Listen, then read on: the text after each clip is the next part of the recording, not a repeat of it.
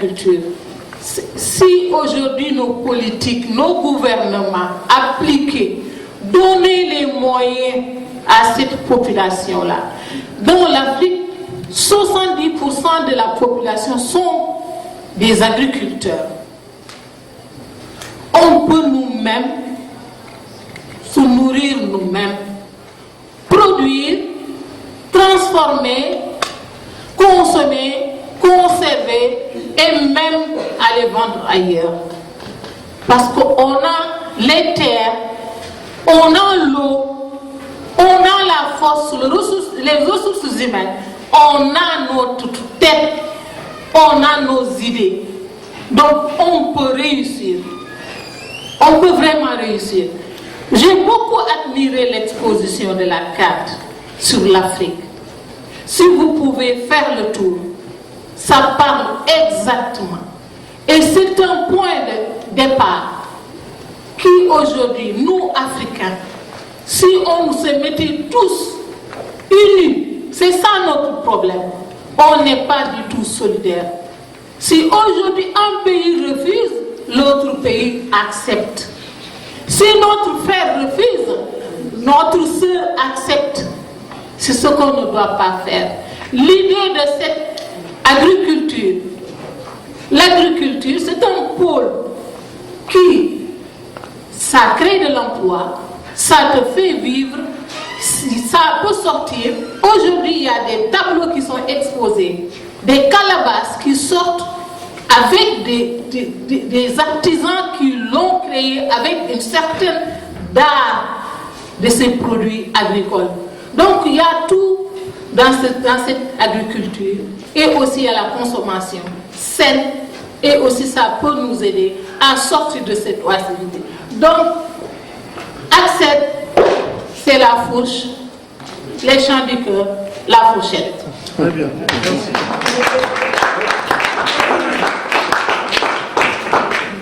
Je voudrais conclure en disant le matériel d'occasion représente une opportunité. Mais aussi, maintenant, il y a la possibilité d'avoir du matériel tout neuf au prix d'occasion. Nous avons Synergie qui peut nous fournir le contact de ces entreprises pour pouvoir obtenir du matériel neuf au prix d'occasion avec un crédit remboursable remboursable après 5 ans avec 10% seulement de garantie. Merci.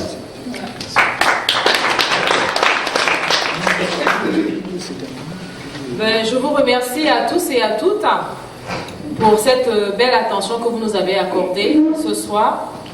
Nous sommes heureux d'avoir pu illustrer en quelques mots tout notre programme de travail et nous souhaitons passer aux questions et avoir un échange avec vous rapidement pour que nous ne monopolisons pas la parole ce soir, s'il vous plaît. Merci.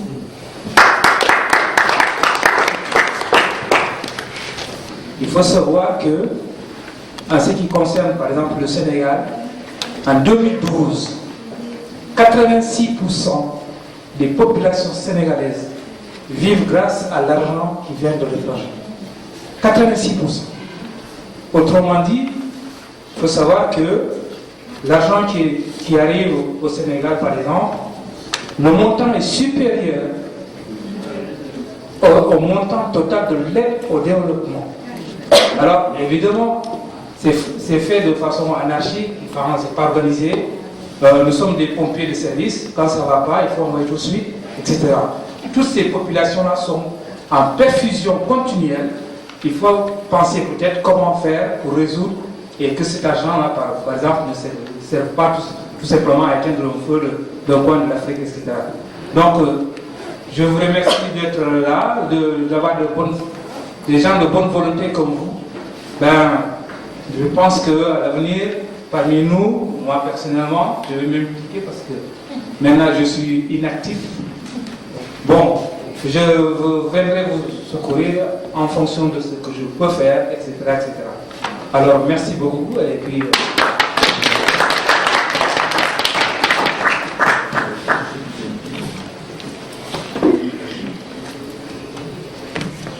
bonsoir, je m'appelle Lola, nationalité espagnole, et j'aime beaucoup votre culture. Je pense que je l'ai déjà évoqué avec 2 ou 3 personnes.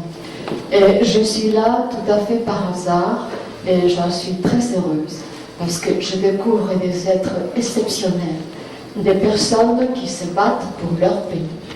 Et je ne ferai juste qu'une petite réflexion. Je n'ai rien à proposer, que mon amitié éventuellement être adhérente un peu plus tard, mais c'est juste de vous dire merci. Vous m'avez profondément touchée. Et Madame Larry, vous êtes merveilleuse. Vous avez un air très timide, très réservé. Vous êtes très belle, mais vous avez un cœur aussi grand que votre taille, voire plus. Monsieur Joseph, bravo, vous êtes un économiste. Madame, je vous prie de m'excuser, je n'ai pas retenu votre joli prénom. Mais vous parlez aussi très bien. Et il y a une chose aussi qui m'a un peu attristée. Monsieur l'électricien, bravo. Si un jour j'ai besoin d'un petit contre-état à la maison, je vous appelle. Alors, parce que je pense que vous êtes quelqu'un de très professionnel. Vous êtes sérieux et bien. Alors, il y a une chose qui m'a un peu attristée. Quand vous parlez des matériels, l'argent, c'est la chose la plus importante pour avoir du matériel.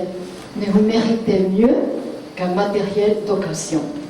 Je vous souhaite, je l'espère, que vous aurez des gens très riches, très puissants. Si c'était mon cas, je vous aurais dit, prenez 4 acteurs, prenez tout ce que vous voulez. Ce n'est pas le cas. Mais je pense que votre pays mérite un peu mieux. Mais ça viendra petit à petit. Et vous m'avez aussi beaucoup touché quand vous parlez des enfants qui vont travailler avec leurs parents. Mais ça arrive aussi dans beaucoup de campagnes, dans notre pays. Mais je la vois, et je pense qu'un jour ces enfants mériteront aussi un peu mieux. Et pour finir, aussi, je suis très admirative du désir que vous avez, le respect de la nature, du recyclage, de faire des choses belles. Parce que notre planète, bon, on la malmène.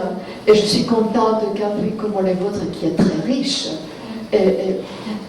vous méritez beaucoup mieux que cela. Et je vous souhaite de tout mon cœur en avant. Et encore merci, parce que vous êtes des gens très sincères. Et moi aussi, je suis très sincère et je suis très touchée par vous. Voilà, merci. Merci.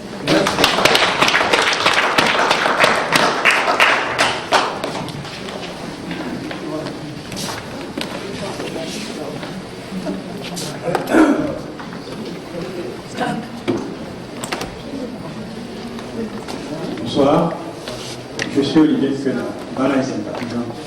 Je voudrais abonder dans le sens du premier intervenant.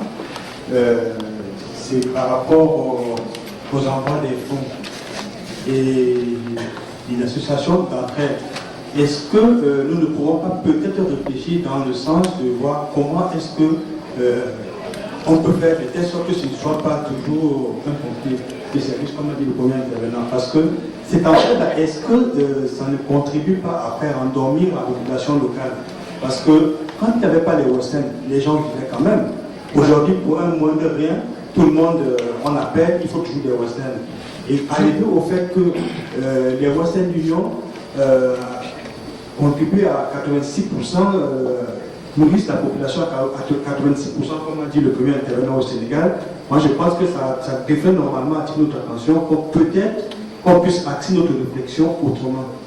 Parce que s'il n'y a pas ces Western-là, comment cette population va faire?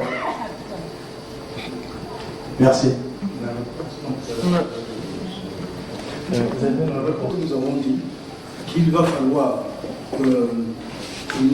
essayer de lancer des projets pour retenir la population en place afin d'entretenir le territoire.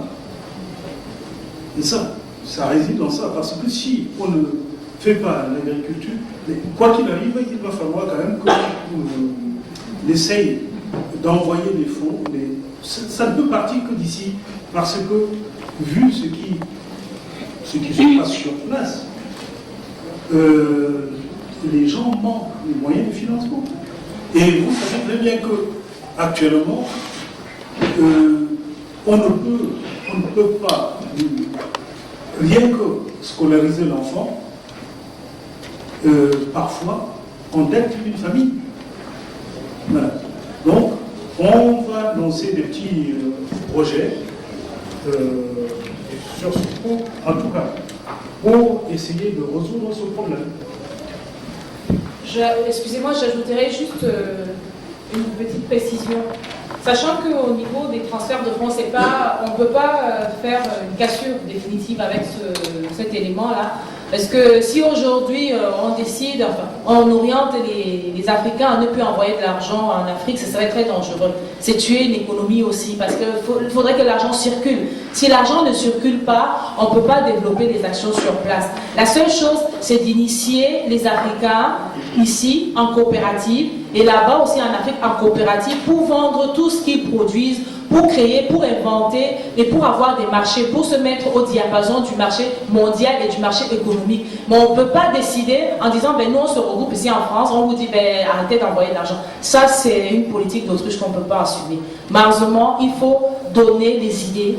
Il y a des boîtes à questions, il y a des ouvertures, inscrivez-vous auprès des associations. Il y a même des expositions ce soir de tout l'ensemble des associations qui ont travaillé à la MDA.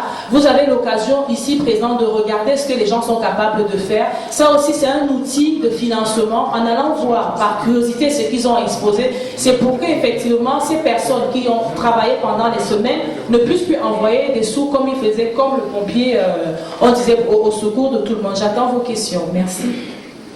S'il vous plaît. Oui, monsieur. Oui, j'ai beaucoup apprécié et j'ai appris des choses que je ne savais pas. C'est que vous êtes appuyé sur quelque chose. Il a fermé, Vous l'avez fermé? Je travaille à la coopération, mais je ne suis pas arrêté et je continue d'ailleurs particulièrement à travailler au Cameroun. Je crois beaucoup, et ça me fait plaisir, c'est la première fois que j'en entends parler comme ça, je crois beaucoup à l'intérêt des coopératives au niveau agricole, notamment je fais des papiers là-dessus, des coopératives vivrières dans les zones qui sont autour des agglomérations régionales. Au Cameroun, il y en a beaucoup, et il faut effectivement faire rester avec des petites coopératives. Je pense aussi, et ça, l'idée est excellente, il faut arriver à travailler avec de la motorisation.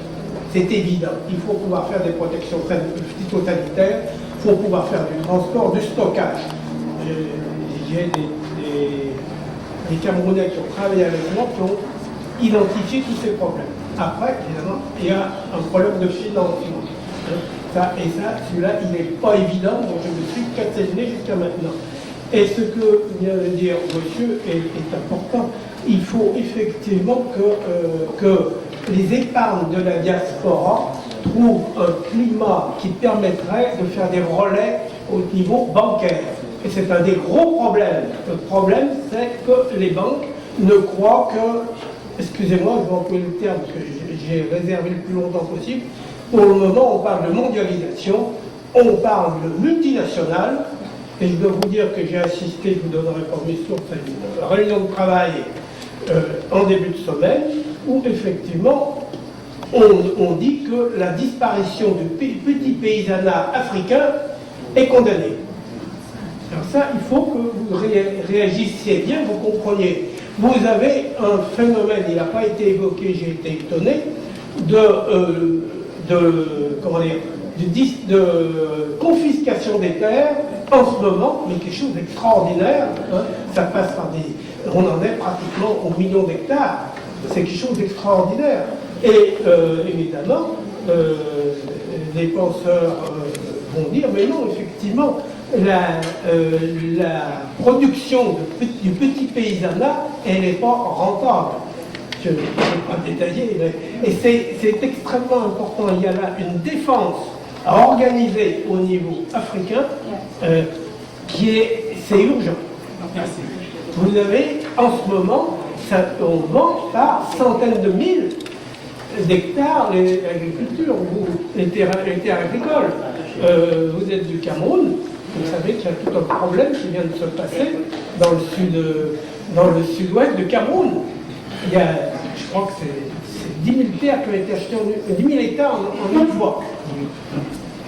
Bon, voilà ce que je voulais dire. Et je crois que il y a une défense des Africains à faire. Et il faut effectivement que vous ayez l'appui des autorités politiques.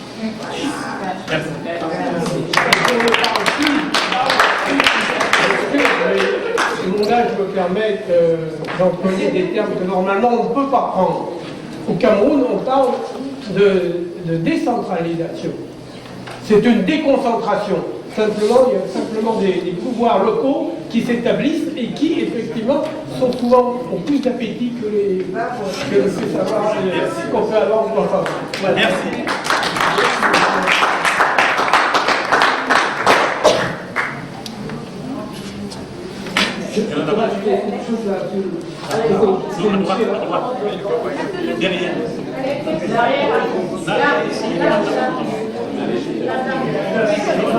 Honneur, s'il vous plaît.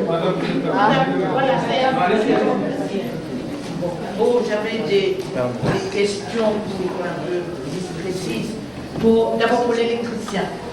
Vous préconisez les tracteurs dans vos envois de matériel. Alors, moi j'ai souvent entendu au contraire critiquer les envois, le phénomène de tracteurs, parce que d'abord ça consomme beaucoup d'essence, et donc ça revient cher, et par ailleurs, les sols en Afrique, le plus souvent, sont la partie fertile des sols est assez mince. Et les tracteurs avec leurs grosses roues, ils défoncent ça. Et j'ai plus souvent entendu préconiser une sorte de mécanisation intermédiaire. Des petites charrues à air, enfin, des choses comme ça. Alors je voudrais savoir pourquoi vous aimez bien les tracteurs. Et puis, Monsieur José, je pense qu'effectivement la question de transfert des fonds est très importante. Alors j'ai deux questions. L'une c'est, est-ce qu'il existe déjà des initiatives dans le domaine de l'économie sociale et solidaire, parce que Western Union c'est pas du tout ça, est-ce qu'il existe déjà des initiatives, quelles idées on a pu déjà envisager pour ça? C'est pas évident, mais ça m'intéresserait s'il y a déjà des idées qui gèrent. Et l'autre question c'était, j'étais à Dakar il y a 2 ans et j'y avais été il y a 40 ans. Alors évidemment, j'ai été frappée par tous ces nouveaux quartiers construits. Je me suis demandé d'où vient l'argent et on m'a dit que ça vient, bon il y a plusieurs sources, mais une des sources c'était les investissements faits par les Sénégalais qui sont installés à l'étranger, et pas seulement en France, non, dans toute l'Afrique, en Amérique, etc. Alors je voulais savoir, est-ce que eux ils passent, comment est-ce qu'ils font pour faire passer l'argent, et qu'est-ce que ça représente par rapport aux fonds plus familiaux qui sont envoyés de personne à personne? Est-ce que ça représente, je pense que ça représente plus que le développement. Bon, par rapport aux tracteurs, le Cameroun c'est l'Afrique en miniature. Certes, il y a des endroits où on ne peut pas travailler avec des tracteurs, mais il y en a où on peut travailler avec des tracteurs. Il y a aussi des équipements intermédiaires comme vous parlez. Donc je ne peux pas spécifier. Donc on va adapter en fonction des besoins. C'est pour ça que j'ai dit qu'il faut que le matériel réponde à un besoin existant. On ne va pas trouver n'importe quoi. C'est pour ça que j'ai parlé aussi du matériel choisi pour le développement de l'Afrique. Je vais en même temps répondre à Madame Madame Lola, qui me donne envie de pleurer. Le matériel d'occasion. Pourquoi vous pleurez? Le matériel d'occasion, c'est un tremplin. Si on n'a rien, on peut quand même commencer par quelque chose.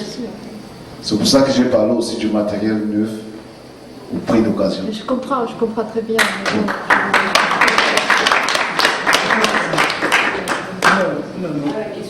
La question. Moi, il y a le micro, je ne sais pas si je peux parler. Et nous n'avons pas fait de statistiques sur quoi que ce soit. Monsieur nous a parlé de 86% de familles nourries, de Sénégalais nourris par la diaspora, le transfert de fonds. C'est très... je dirais que latéralement, en Afrique, les transferts de fonds ne sont pas compliqués. Voilà. Par contre, ici, non, mais il téléphone à la famille, il téléphone à quelqu'un qui a les moyens de donner à la famille. Mais bien sûr, mais il faut investir. Il faut investir. Non, si vous voulez parler de tontine, c'est encore autre chose, ça. Mais ce n'est pas... on ne peut pas aborder cela ici. Mais excusez-moi, je disais que les consulaires latéraux sont assez faciles. Parce que au Sénégal, il y a toujours un répondant dans un quartier. Donc, on appelle pour dire, donner de l'argent à telle famille, et puis on comprend. Ça dit, c'est vraiment c'est le financement. Bien. Donc, là, quand on aura des études sur le cas, je peux vous assurer que je pourrai répondre à votre question vraiment ici. Bien. Merci. Merci. Bonsoir. Cameroun. Je n'ai pas fait de longues études en statistique. J'ai flirté tout simplement avec la logistique. Et donc, qui contient aussi une petite branche de l'économie. Et donc, si je rentre dans l'économie, il faut aller droit au but. Ce dont l'Afrique a besoin aujourd'hui, en particulier le Cameroun. Et pourquoi je suis ici? Parce que Marcel, qui m'a sollicité, effectivement, a été rentré dans l'esprit qui nous interpelle aujourd'hui, à savoir l'économie de notre pays. Donc vous voyez les produits qui sont là. En fait, nous constatons en réalité que ce n'est pas de cette forme qu'il faudrait présenter ces produits aujourd'hui. C'est transformer ces produits dont nous avons besoin. C'est la technologie. Et cette technologie-là, nous rendons grâce à cette terre qui nous accueille aujourd'hui, donc la France. Nous en avons besoin parce qu'elle nous a beaucoup donné et nous attendons encore d'elle, encore et encore. Ce qui veut dire que les organisateurs, ceux qui nous ont permis d'être ici aujourd'hui, je leur dis 1000 fois merci. Dans notre économie aujourd'hui, on ne peut pas commencer à aller de bout en bout.